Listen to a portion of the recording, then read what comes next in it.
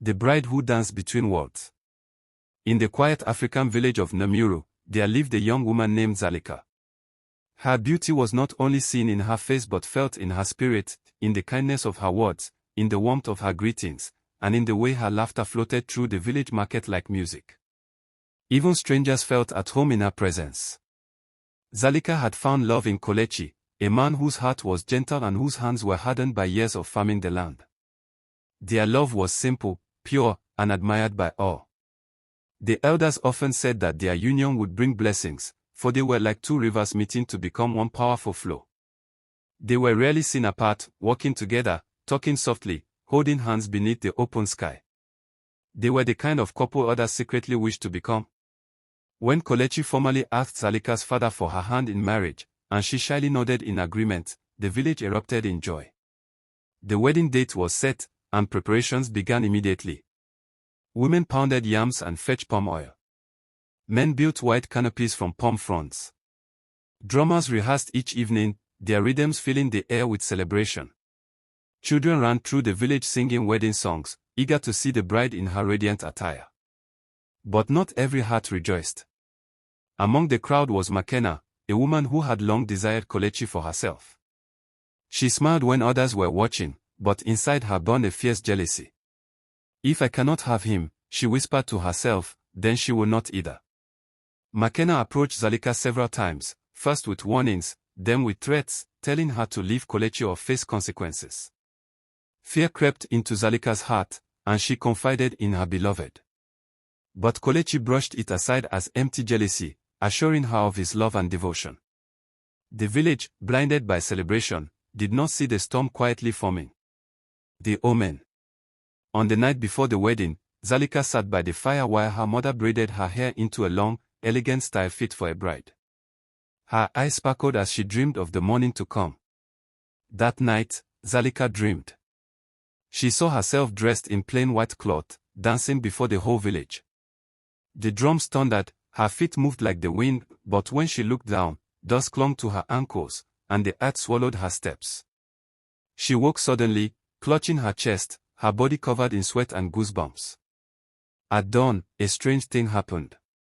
A bird flew into Zalika's window and fell dead instantly. An old woman in the compound shook her head and whispered, "The spirits are restless." This is not a good sign for the bride. But the wedding could not be stopped. Everything had been prepared. The wedding that turned to mourning. The village gathered under the canopies as the drums beat joyfully. Kelechi sat proudly, waiting for his bride to bring him the palm wine as tradition demanded. Then Zalika emerged from her father's hut. She wore a stunning red traditional outfit, adorned with colorful beads and an elegant hairstyle. The crowd gasped. She was unlike any bride they had seen, graceful, full-bodied, radiant. Her chest was full and so Maidens cheered, men watched in awe. She danced forward, knelt before her father, received the palm wine, and rose to find her groom. she started dancing. But suddenly, her strength failed her. Zalika collapsed to the ground. Her skin burned with fever, her voice faded into whispers, tears rolling down her cheeks. Kelechi rushed to her side, lifting her trembling body in panic. Healers were summoned, herbs, chants, prayers, but nothing eased her suffering. Hidden in the shadows, Makena smiled, her charm already activated, fueled by envy and bitterness. Within moments, a cry shattered the village. It was Zalika's mother. The bride lay still. Her eyes were closed.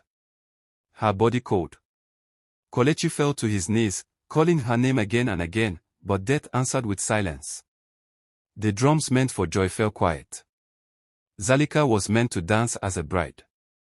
Instead, she would be buried. The dance of the dead. By custom, a bride who dies before marriage must be buried quickly, before her spirit lingers between worlds. Zalika was dressed in white, adorned with coral beads, prepared as a bride of death rather than life. The drummers began a slow, mournful rhythm to guide her spirit to the ancestors. Then something changed. The drums grew louder. Sharper. Different.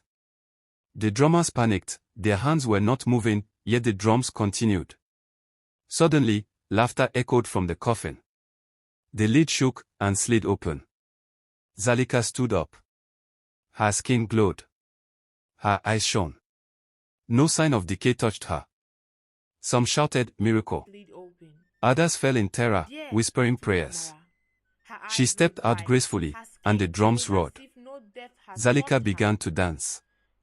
But her shadow did not follow her steps. As she danced, the earth trembled. Secrets spilled from guilty mouths. Thieves confessed.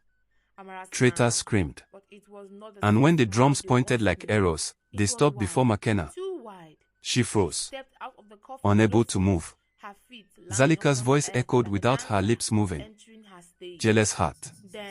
Bitter hands. You poisoned love and silenced my joy.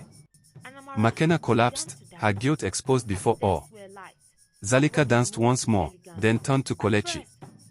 My love, her voice softened, do not weep. My dance was not for sorrow, but for truth. With one final spin, she fell gently to the earth, her spirit finally at peace. Aftermath. Makena was dragged before the elders and punished according to tradition. Her envy had brought death, and justice demanded balance. Kelechi built a small shrine at the edge of Namuru, placing Zalika's bridal beads upon it. Travelers stopped there to pray for love, for protection, and against jealousy. Children grew up hearing the tale of the bride who danced at her own funeral. And whenever drums were played in the village, people remembered. That envy is a poison. That love is sacred. And that truth, even in death, will always rise.